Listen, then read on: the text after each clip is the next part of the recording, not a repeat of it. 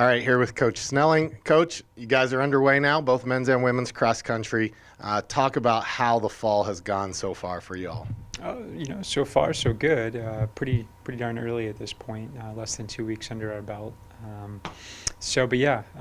Everybody returned fairly healthy. Had a fairly good summer of training, which is massively important for our sport. But yeah, a good start.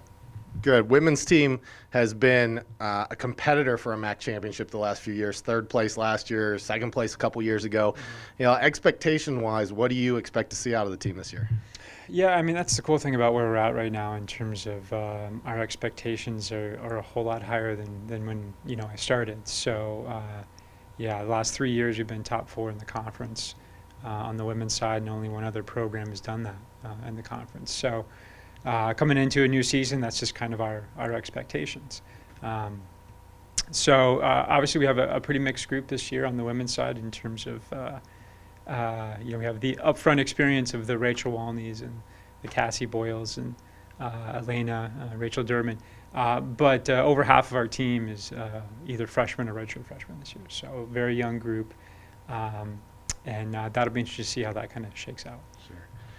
For the men's side, also kind of some increased expectations. They've really made some strides over the last few years. They were coming from probably a little bit of a lower place, but what do we expect to see out of the men? Oh, that's the fun thing this year on the men's side is it's just a very experienced group.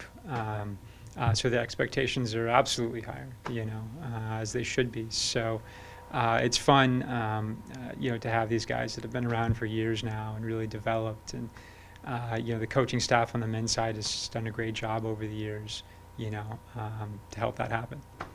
Good. And then just shifting gears a little bit, Mel Brote will be your season opener here at BG. What are we looking at, opponents and that sort of thing for that evening? Yeah, so it's a dual meet with Toledo this year. So typically the first meet of the year for us is very low key.